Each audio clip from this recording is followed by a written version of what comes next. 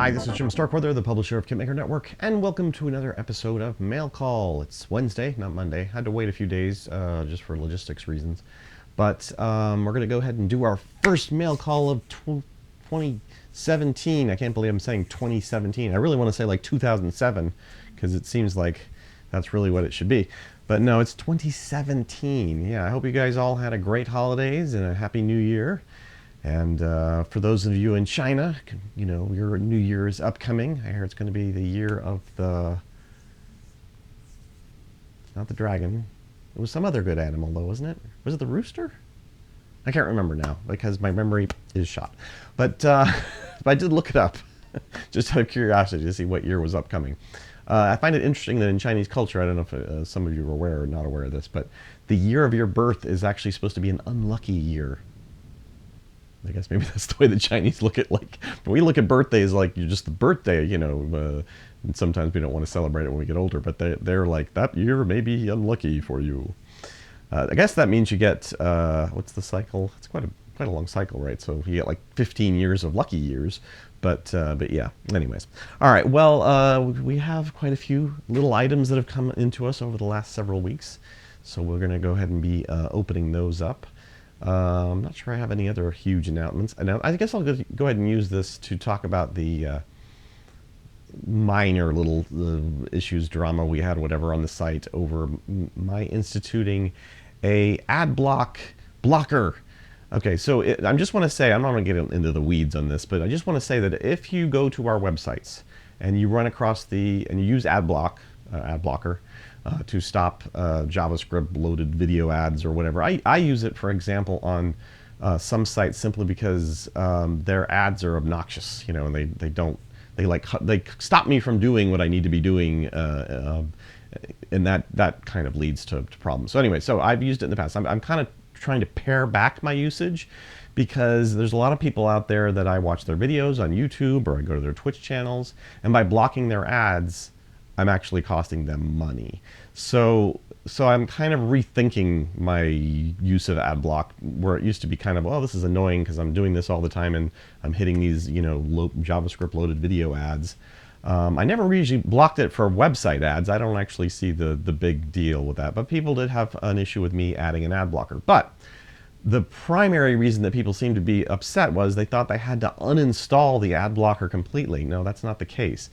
Ad blocker has a little thing up on your browser where you go up and you click on it and it'll say enabled on the site that you're on. You simply click the enabled text and it changes to disabled. So it's disabled for that particular website. And I've had to do that on websites for many, many months now, if not years. Just to give you a kind of a heads up warning, if you are somebody who's kind of irritated by this kind of thing, this is what's going to happen in the future. There are websites after websites that are joining this bandwagon. I'm just one of them, and I'm certainly not the first. The ad blocker, while I think it was necessary to some like overuse of ads, and I know that some people would consider, say, ads on Armorama to be, wow, there's just so many of them and they're blinky or whatever. Yeah, but that's how many it takes to keep the site running. It's how many it takes to keep me doing this full time and so forth. I mean, I'm sorry about it. I'm not making, you know, there's no Ferrari parked outside or anything. But that's just the way it is, to keep our server bills running and our other little cost things going that we pay for, you know, $10 a month for this, $15 a month for that, $25 a month for this thing, so forth. Yeah, it all adds up, plus the shipping and so forth that I don't get reimbursed for. That all comes out of our operating budget as well. Anyways, but my point is simply that if you use ad blocker, you don't have to uninstall it. The message was kind of a little bit vague the first time I changed the message to make it clear to people that uninstalling it is not what they need to do. When they said, the original message said disable ad blocker, which I guess people saw as like remove it or uninstall it. No, it just meant disable it for that website. Anyways, so that's out of the way. And you know, if you guys want to feedback on this, I mean, a lot of you watching this on YouTube probably are familiar with ad blocker. You probably maybe even use it on YouTube. I would suggest that you might want to think about it because I don't make any serious ad revenues off of YouTube.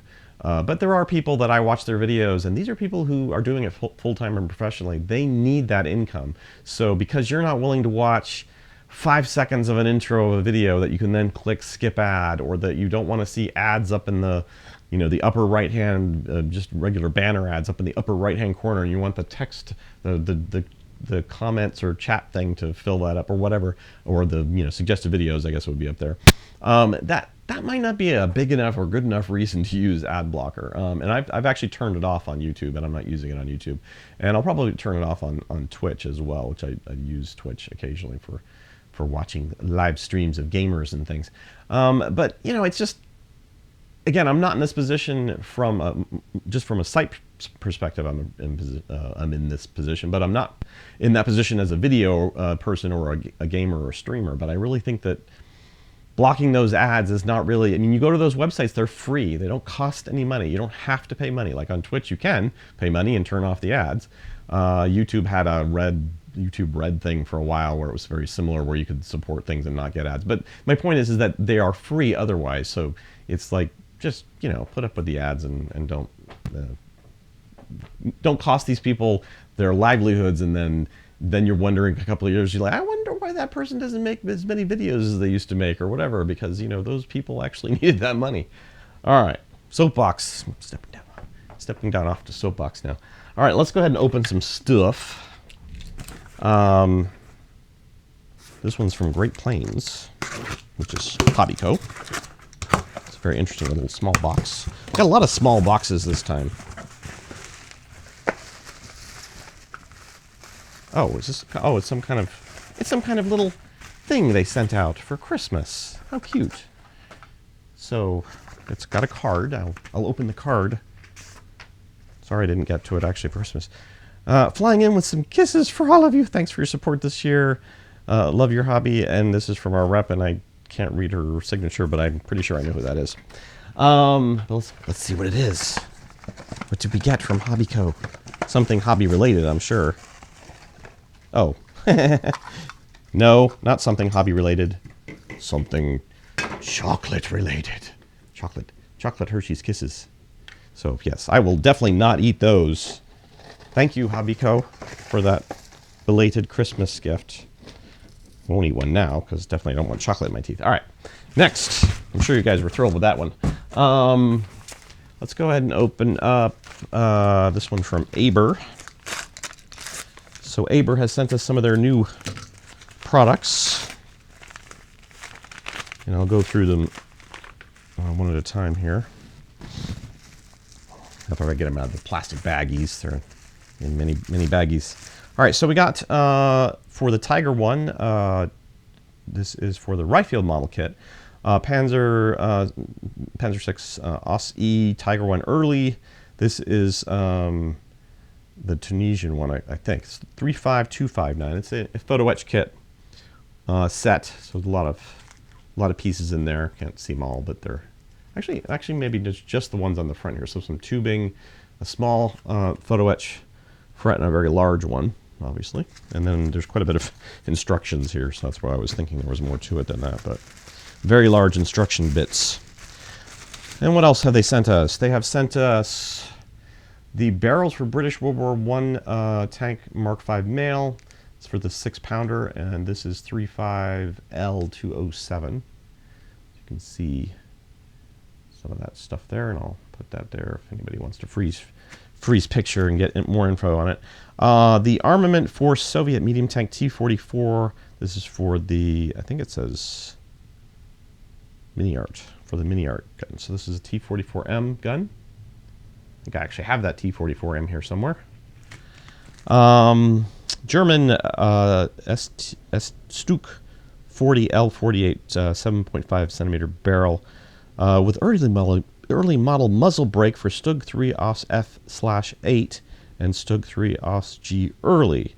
Don't think that lists the, maybe you can read it better than I can, but I don't think it lists the actual one it's for. You can see there's the very tiny little barrels. That was for 72nd scale, by the way, 72L53. And this one's for 48 scale, the Flak 18 and Flak 37. Again, I'll just put the text up there, and you can get a Nice 48 scale 88 millimeter barrel there. And this one's 16 scale, 16112. Turned imitation of hexagonal bolts.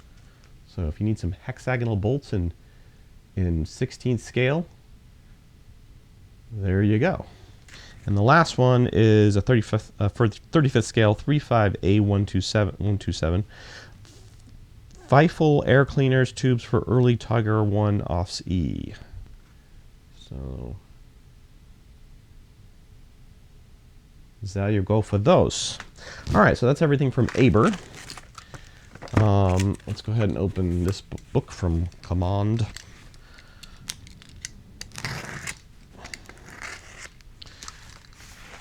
Did you guys get hobby-related stuff for Christmas? I'm sure probably you did. By the way, when I say you guys, I mean the women out there too, because there probably are a couple women watching this video. Couple? 5, 10, maybe even more than 10. Who knows? All right, so this is a book from Asion Press through Command Publishing, but it is Vignettes, a how-to guide by Joaquin Garcia Gasquez. We'll do a turning the page on this, but yeah, it's probably a very, very nice diorama book. It looks very nice looking through it. So we'll take a look at that.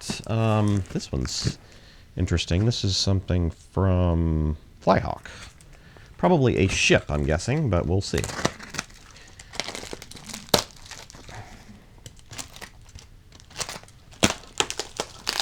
So it's been very rainy here. This is our rainy season in California, in the Central Valley of California.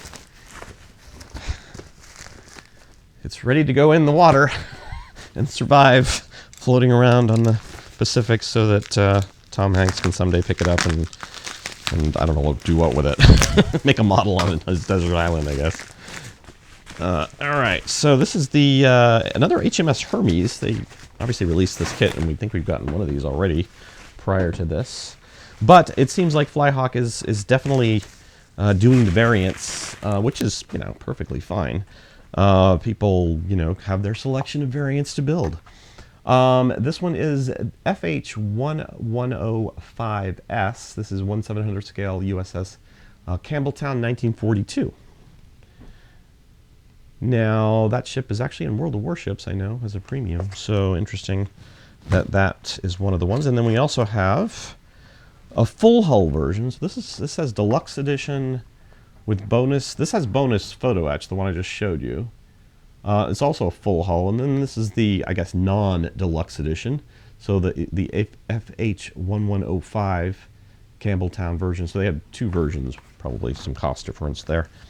HMS Naiad, I believe we also got this one, but this is maybe not. Maybe I'm not remembering correctly. This is also a deluxe edition though, so we may have gotten the regular edition prior to this. This is FH1112S, HMS Naiad, 1940.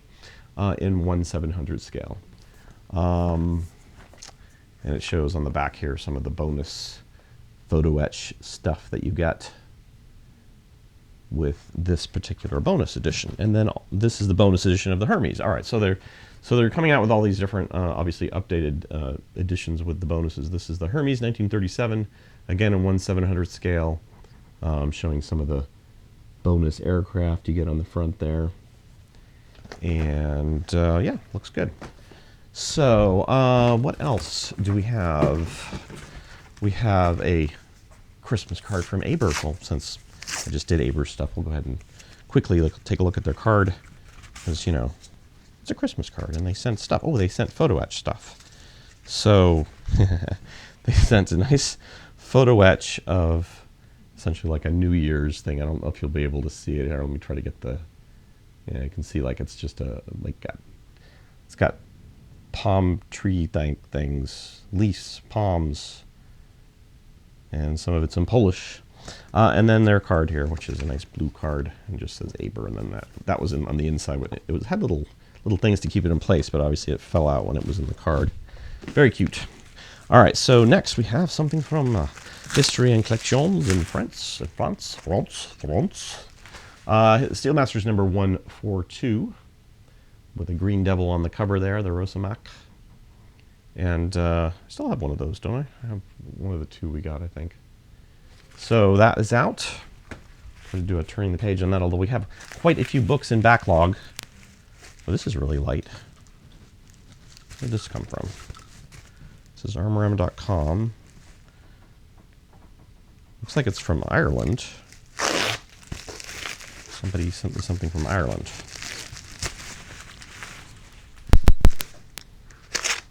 Don't know who's in Ireland. Who's in Ireland? Oh, this is that new company. Right, okay. So this is the U.S. Army tractor in 1/35th scale from Thunder Model. I love that name. That's a good name. And a very small box. I'm just going to take a quick peek because I'm curious how they fit this in here. I suppose this is just a tractor. It's not going to take up a huge amount of space, but yeah, they've definitely, economically fit this into this box. Very nice. It's got rubber tires. So yeah, we'll be taking a look at that. And if you're interested in doing a build review or something on that, let us know. Since it's a new company and people usually like to take a look at stuffs from new companies. All right, so what do we have? This one is from AK Interactive, the bigger box. They must have sent us quite a bunch of stuff in here.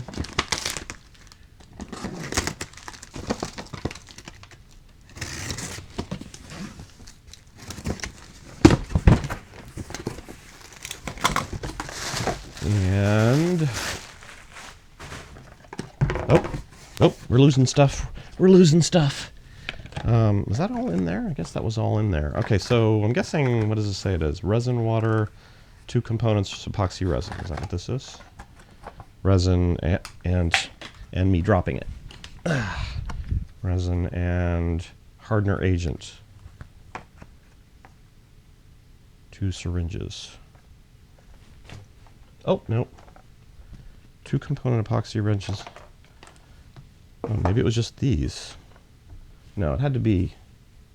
No? Okay, maybe it was just these. Anyways, I'll have to figure that out at some point, but not confused or anything. I'm never confused. This is resin water, 2 component epoxy resin in their diorama series, AK8044. It says 2 syringes, but it also says 180 milliliters. So I'm guessing, is that this one? That's 120 milliliters. Well, I guess maybe it's 180 milliliters of 2 things in the... I'm going to have to figure that out. Yeah, anyway. So there may be a little confusion in terms of product, what's what. But the resin water obviously is, I'm guessing, resin to create water effects and so forth. This is Water Gel Pacific Blue Acrylic. This is AK 8004. So something else to create like a bluing effect, I guess. And this is Terrain's Dark Earth Acrylic, AK8018. Be helpful if I turn it the right way. But they do have some example photos on the side here. I'm not sure the glare is probably... It looks like dirt, which is what it's supposed to look like. This is Light and Dry Crackle Effects Acrylic Diorama AK8033. And hardener agent, this is 1 and 2. Now, these are the things that may have been in the box. I'm not sure. This says it's 60 milliliters, and this was 120. So that would be 180 milliliters. So I'm guessing, I think these 2 were in that resin water. So yeah, that would make sense, because maybe the syringes are although you think that's the hardener agent, so it wouldn't need any. Anyways, we'll have to figure that one out. But what else is in here? More things. Terrain's Snow Acrylic, AK8011.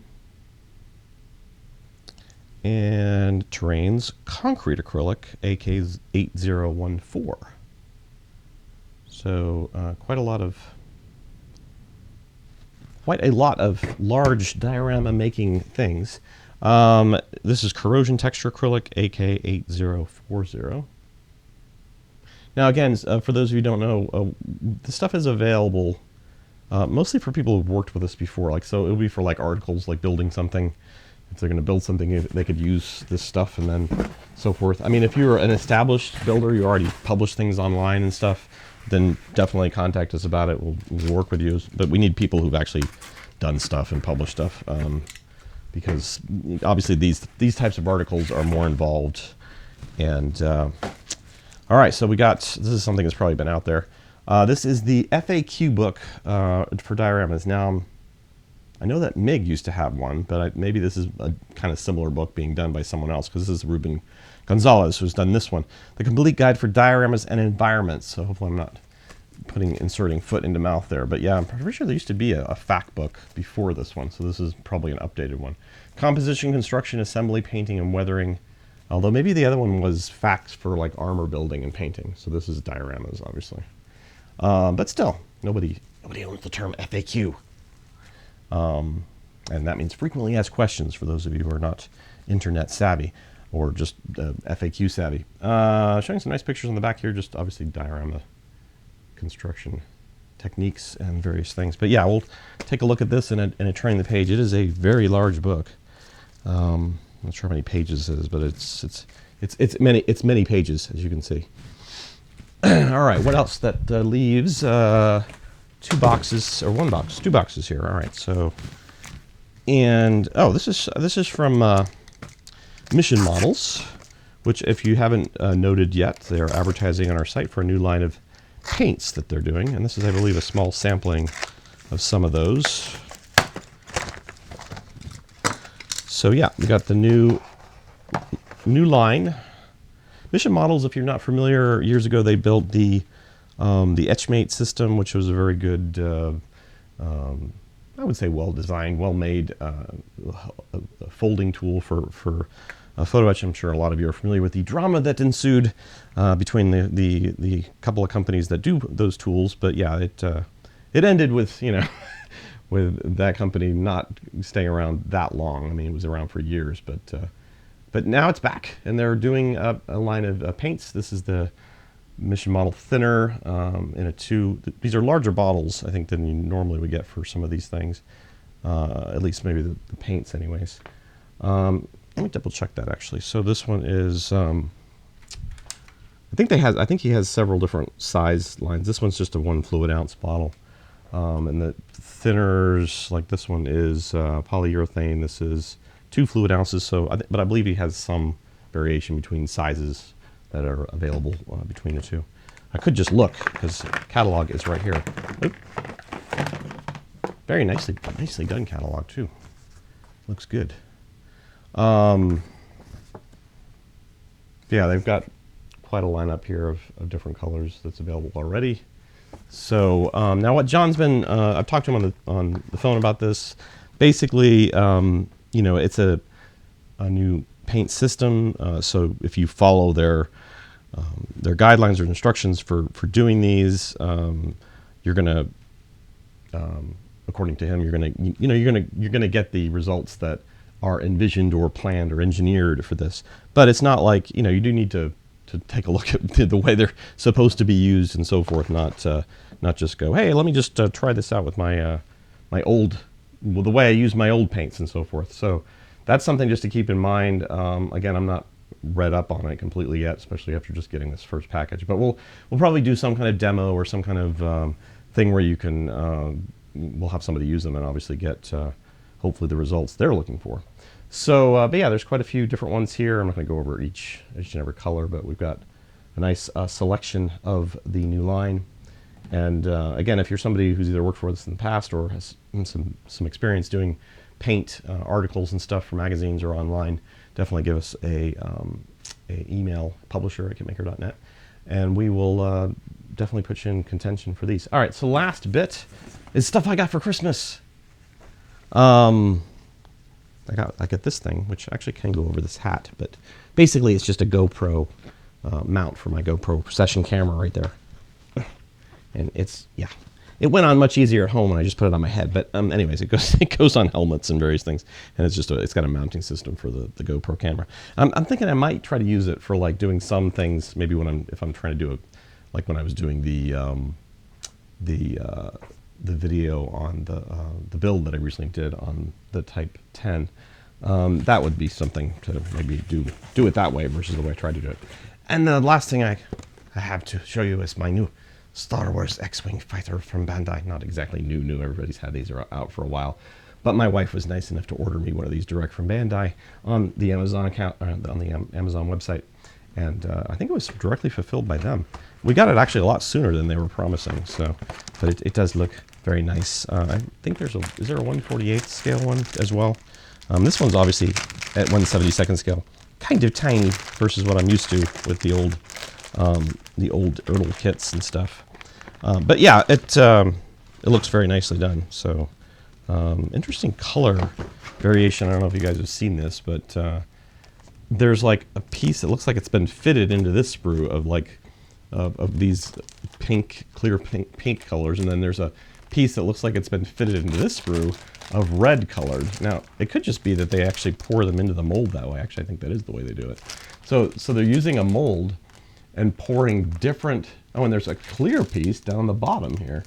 So they're actually pouring different types of plastics that I assume are blocked, you know, at various points, but on one fret. It's a very space saving way of doing it. Not only that, but obviously it's one mold, so but it's pouring different plastics. So, but that is an interesting update to the model making process. Maybe it's been done before. This is the first time I've seen it, anyways. All right. Well, thanks for watching our mail call and all this thing. It's been going now for 26 minutes. So my goodness, that's a long mail call. That is a very long mail call. I appreciate though that people who've watched to the end and give us a like if you like the video, or make a comment if you have something you want to add to anything I have bumbled through. Yeah, we'll try to make 2017 a bigger, better year for the Kitmaker Network channel on YouTube. I'm going to really try to buckle down and get some of this stuff out there. I've been doing various things on the back end of our sites, coding and stuff like that recently. So yeah, I'm sorry I haven't gotten anything much new out lately, but there is stuff in the queue and pending, so we'll definitely be working on that. And boy, that is making a hotspot back there, isn't it?